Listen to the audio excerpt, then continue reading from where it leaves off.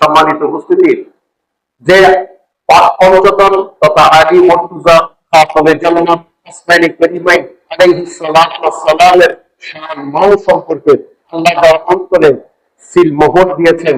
তিনি বুঝতে পারবেন এই পাঁচ পঞ্চতনের সম্পর্ক কি হয়, এই পাঁচ পঞ্চতনকে কিভাবে ভালোবাসতে হয়, কতটুকু ভালোবাসতে হয়।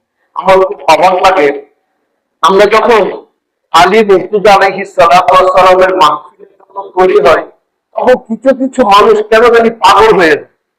তারা আবার বলে যে ঈদে মিলাদুন নবী আসলে কি পাগলরা পাগল হয়, যদি তারাই পাগল হয়। ভাই, এটা এত দুর্বলতা কোথায়? আমাদের তো কোনো দুর্বলতা দেখছি না, কেন এত ভিতরে সন্তুষ্ট হয়ে পড়ে।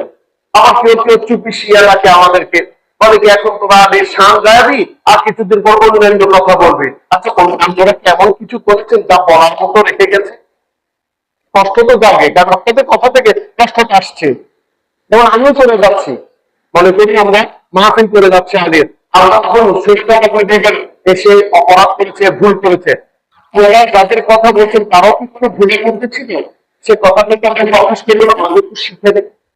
এত ভালো কিসের আপনাদের এই সম্পর্কে তো আমরা কেমন ছিলাম, এই সম্পর্কে কোরআন হাদিস বলে গেছে, সম্পর্কে আমরা বলিনি, আমি সম্পর্কে সবাই কেমন বলে গেছেন, ঠিক না?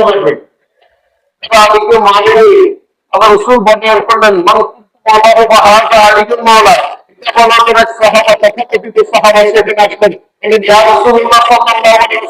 আপনি দুনিয়াতে এসেছেন ইসলাম প্রচার করার জন্য, তা মেনে নিয়েছি। আপনি নারী হত্যা করতে বারণ করেছেন, তাও মেনে নিয়েছি। সুদ ঘুষ বন্ধ করেছেন, তাও মেনে নিয়েছি। ইসলাম এনেছেন, তাও মেনে নিয়েছি। এখন আপনি যে কথা বললেন আপনার আপনার মেয়ের জামাই সম্পর্কে, আপনার চাচাতো ভাই সম্পর্কে, আপনি বলেছেন বলেছেন, তখন আল্লাহ রাসূল রেগে গেলেন, হয়ে গেলেন। তিনি বললেন, ওই সত্তার কসম যার হস্তে আমার প্রাণ রয়েছে, তোমরা বলেছেন তাই আমি বলেছি।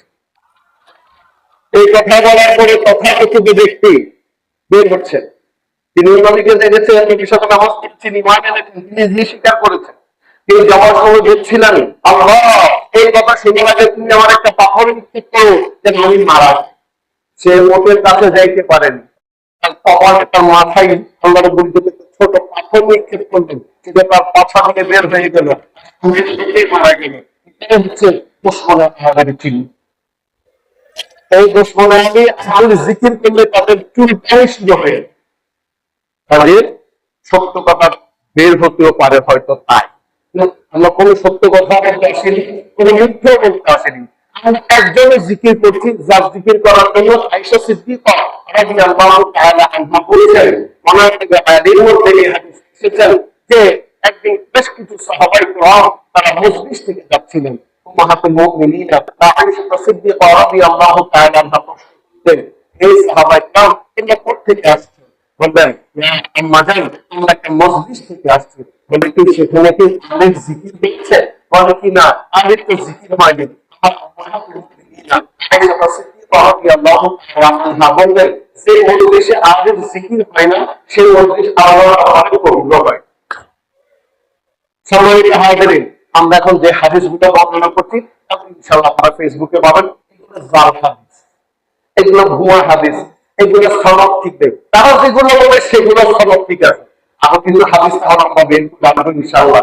সেগুলো আপনারা জাল হাদিস বলিলেন, মুসলিম শরীফ, আবু দাউদ শরীফ থেকে আপনারা যে হাদিস এখন প্রকাশ হচ্ছে, প্রচার হচ্ছে, এগুলো যদি সত্য হাদিস হয় তাহলে আপনারা কোথায় যাবেন? যেমন এমন পদ্ধতি থাকবে আর বের হওয়ার সুযোগ পাবেন না। সম্মানিত হাজিরিন, আমার পূর্ববর্তী বক্তা বলে গেছেন, আমরা আপনাদের শত্রু হতে চাইনি, শত্রু বানিয়ে নিয়েছেন আপনাদের স্বার্থের জন্য। আপনাদের স্বার্থে আমরা আঘাত করবো না, আমাদের স্বার্থে আপনারা আঘাত করতে আসিয়ার না।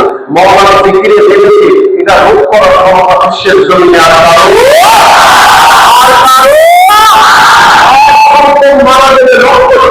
পৃথিবীর জমিনে শুধু মওলানার জিকির করার জন্য